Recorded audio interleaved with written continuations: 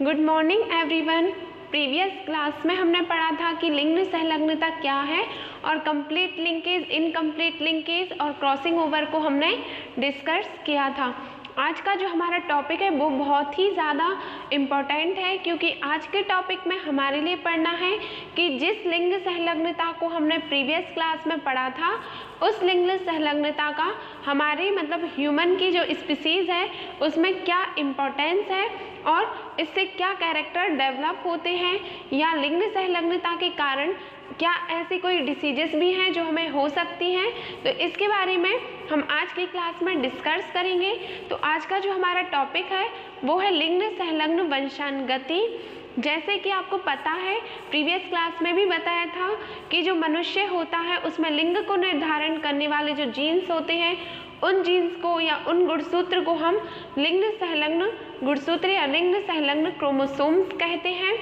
लेकिन जो हमारे लिंग सहलग्न गुणसूत्र होते हैं वो लिंग गुणसूत्र लिंग को निर्धारित करने के साथ साथ उस लिंग गुणसूत्र पर आपको पता है कि ह्यूमन में लिंग गुणसूत्र एक्स और वाई होते हैं, जो ये डिटर्मिनाइज करते हैं कि गर्ल बेबी होगा या बॉय बेबी होगा। तो इसमें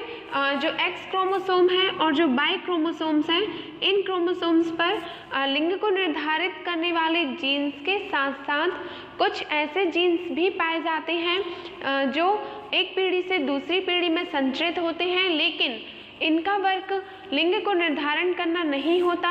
इनका जो वर्क होता है वो किसी भी डिसीजेस को उत्पन्न करने के लिए भी हो सकता है और कोई भी एबनॉर्मलिटी को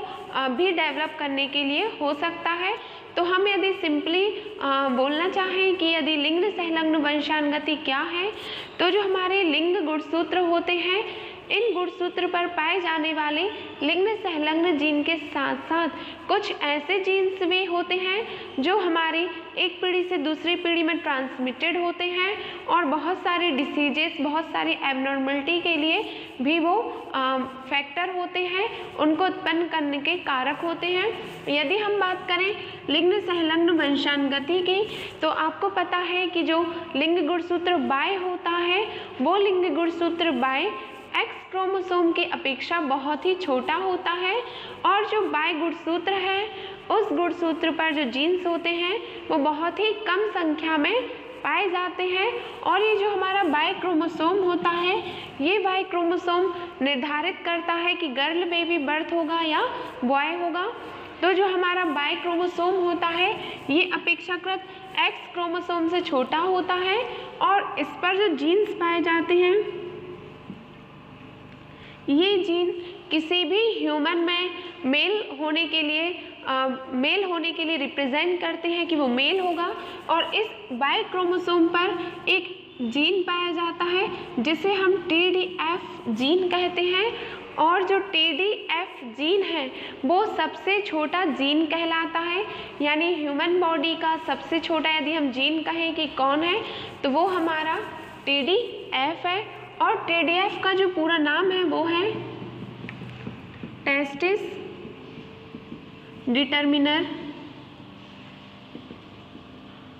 फैक्टर, टेस्टिस डिटर्मिनर फैक्टर। और ये फैक्टर या ये कारक जो है, कारक वर्ड आपको पता है मेंडल ने दिया था, यहाँ पे फैक्टर का मीन्स जीन से है कि ये जो जीन है TDF जीन है, ये जीन टेस्टिस डिटर्मिनर फैक्टर है, यानी कि मेल के लिए मेल होगा, ये उसकी पहचान है। और ये जो जीन होता है वो केवल और केवल वाई गुणसूत्र पर ही पाया जाता है। इसके बाद यदि हम बात करें कि जो हमारा वाई क्रोमोसोम है इस वाई क्रोमोसोम पर TDF जीन होते हैं, और इसके अलावा बहुत सारे जीन्स होते हैं। एक और जीन पाया जाता है जो मेल में ईयर के ऊपर एक्सटर्नल बाल होते हैं या जो एक्सटर्नल हेयर होते हैं जिसे हम वेस्टिजियल हेयर्स भी कहते हैं। बाह्यकर्ण यानी कि एक्सटर्नल ईयर, इस एक्सटर्नल ईयर पर कुछ ऐसे जीन्स पाए जाते हैं जो इस ईयर पर बाल होने के लिए उत्तरदायी होते हैं, और इस जीन का नाम है होलेंड्रिक जीन। जीन। आपसे एग्जाम में पूछा जाता है कि बाह्यकर्ण पर उपस्थित बाल के लिए उत्तरदायी जीन कौन सा है, तो ये जीन है होलेंड्रिक जीन। और ये जो इसके बाद हम पढ़ेंगे कि लिंग संलग्न वंशानुगति आखिर एक्चुअल में क्या है। तो लिंग संलग्नता से संबंधित जितने भी जीन होते हैं वो हमारे पेरेंट्स से उनकी ऑफस्प्रिंग में जाते हैं, और ये जो है अर्धसूत्रीय विभाजन गैमेटोजेनेसिस के थ्रू ही जाते हैं। अब यदि हम बात करें लिंग संलग्न वंशानुगति के एग्जाम्पल्स की ऐसे कौन से इनहेरिटेंस हैं जो हमारे लिंकेज को दर्शाती हैं, तो मनुष्य में 2 रोग पाए जाते हैं, और ये दोनों रोग जो हैं वो लिंग संलग्न वंशानुगति को प्रेजेंट करते हैं। और फर्स्ट जो हमारे डिसीजेस हैं उसका नाम है हीमोफीलिया।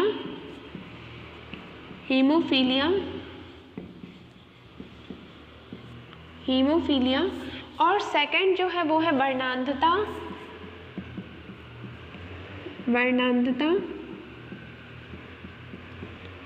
हीमोफीलिया को हम इंग्लिश में हीमोफीलिया ही कहते हैं, हीमोफीलिया।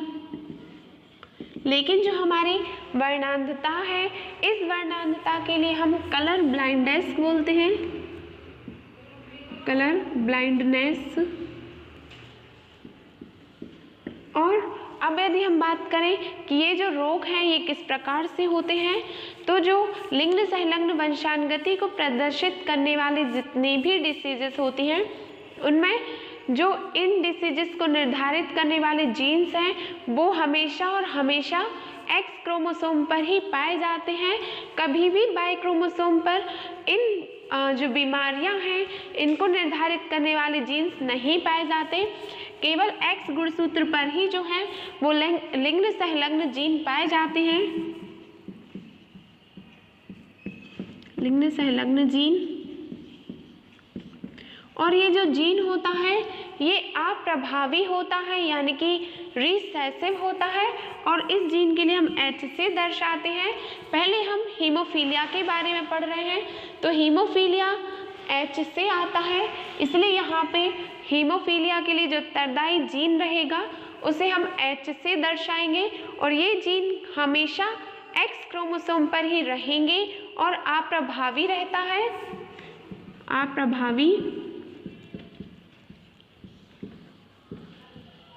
अब यदि हम बात करें कि हीमोफीलिया क्या है, तो जब कभी भी हमारे लिए कोई चोट लग जाती है या हमारी बॉडी का कोई भी ऑर्गन जो है वो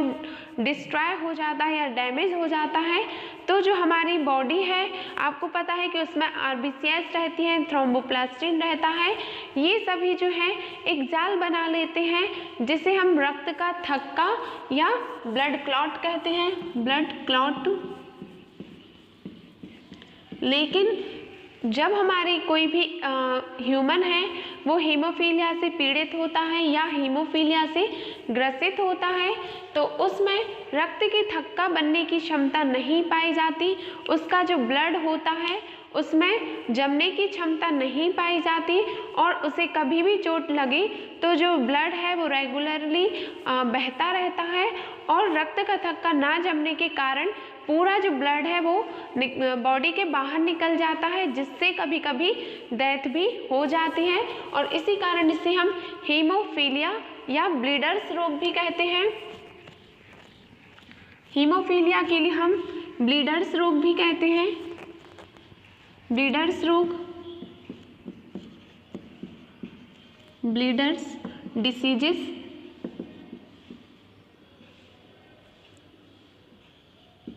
ब्लीडर्स डिसीजेस या इसे हम शाही रोग भी कहते हैं, शाही रोग, शाही रोग या रॉयल डिसीजेस,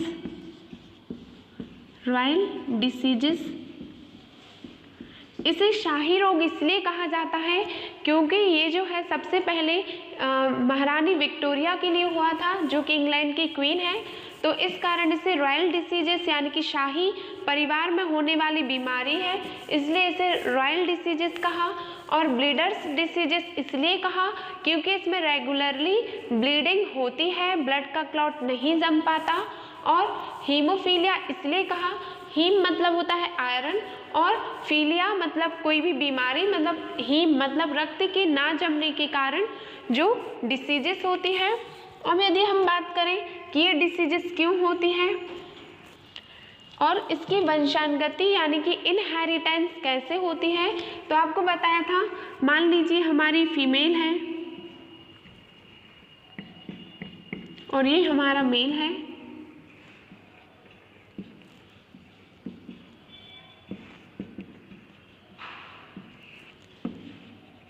ये हमारे पेरेंट्स हैं। तो इनमें जब गुणसूत्र यानी कि अर्धसूत्री विभाजन होगा तो जो गैमेट्स बनेंगे वो इस प्रकार से बनेंगे।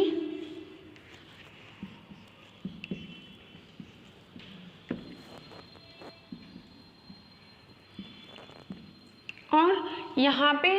ये जो हमारी फीमेल है और ये जो हमारा मेल है, इसमें यदि हम बात करें हीमोफीलिया किस प्रकार से होगा,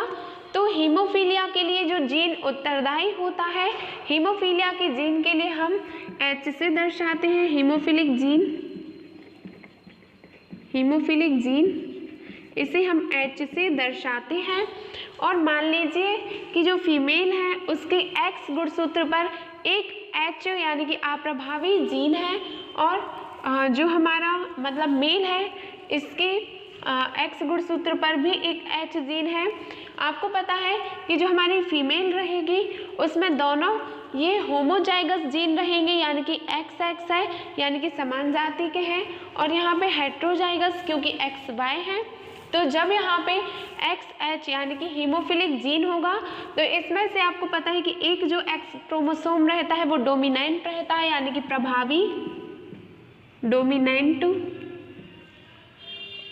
ये हमारा डोमिनेंट रहता है, और एक X क्रोमोसोम जो रहता है वो रिसेसिव रहता है यानी कि अप्रभावी रहता है। और अभी अभी बताया कि जो हीमोफीलिया का जीन है या जो लिंग सहलग्न जीन होते हैं वो हमेशा अप्रभावी X क्रोमोसोम पर ही पाए जाते हैं। तो इस प्रकार से जब इसकी वंशानुगति होगी तो यहाँ पे जब इसके क्रोमोसोम बनेंगे और यहाँ पे भी इसका एक H, तो ये वाला जो X क्रोमोसोम है वो इस वाले H के लिए दबा देगा, और यहाँ पे जो ऑफस्प्रिंग बनकर आएगी, जब यहाँ पे फ्यूज़न होगा या क्रॉस होगा तो यहाँ पे XX और XH बनेंगे, और ये जो है ये जो फीमेल रहेगी वो इस रोग की रोगी रहेगी। और यहाँ पे जब इस XH का इस Y से कराएंगे तो XH इंटू Y, तो यहाँ पे जो मेल रहेगा ये मेल रोगी रहेगा क्योंकि Y गुणसूत्र पर नहीं पाया जाता और हेट्रोजाइगस है, इसलिए ये प्रभावी हो जाएगा, और प्रभावी होने के कारण ये डिसीजेस हो जाएगी, तो ये रोगी रहेगा। और यहाँ पे जब हम इन दोनों का क्रॉस कराएंगे तो यहाँ पे XY यानी कि एक और हमारे लिए मेल मिलेगा, लेकिन इस मेल में H जो अप्रभावी जीन है वो प्रेजेंट नहीं है, इस कारण ये स्वस्थ रहेगा। और यहाँ पे इस वाले X का इस वाले H से फ्यूज़न कराएं तो XXH रहेगा, यानी कि एक जो फीमेल मिलेगी वो कैरियर रहेगी, कैरियर। तो इस प्रकार से देखा कि जब यहाँ पे हमने क्रॉस कराया जिसमें एक जो महिला थी वो वाहक थी, और वाहक किसे कहेंगे या कैरियर किसे कहेंगे, तो यदि फीमेल है और फीमेल में 2 X क्रोमोसोम रहते हैं और 2 X क्रोमोसोम्स में सिर्फ एक क्रोमोसोम पर ही H पाया जाता है, इस प्रकार से तो ये वाहक रहेगी। और जो रोगी फीमेल है उस रोगी फीमेल में दोनों X क्रोमोसोम पर H जीन पाया जाएगा, और यदि हम स्वस्थ फीमेल की बात करेंगे तो वो XX रहेगी, यानी कि यहाँ पे ये जीन नहीं रहेगा। और यदि हम बात करें मेल की, ये हमने फीमेल के लिए डिटर्मिनर किया, और यदि हम बात करें मेल की तो मेल में आपको पता है एक ही X क्रोमोसोम होता है, और इस X क्रोमोसोम पर एक बार ही यदि H जीन आ गया तो वो रोगी ही रहेगा, वो कभी भी कैरियर नहीं हो सकता। ये XHY ये रोगी रहेगा, और यदि हम स्वस्थ मेल की बात करें तो वो XY रहेगा। लेकिन जो हमारा मेल है वो कभी भी वाहक नहीं रहेगा, क्योंकि वाहक होने के लिए या कैरियर होने के लिए केवल एक एक्स गुणसूत्र पर ही H जीन का होना जरूरी है। तो इस प्रकार से देखा कि हीमोफीलिया किस प्रकार से होती है, और नेक्स्ट जो क्लास रहेगी उसमें बताया जाएगा कि हीमोफीलिया के कितने टाइप हैं और किस प्रकार से ट्रांसमिटेड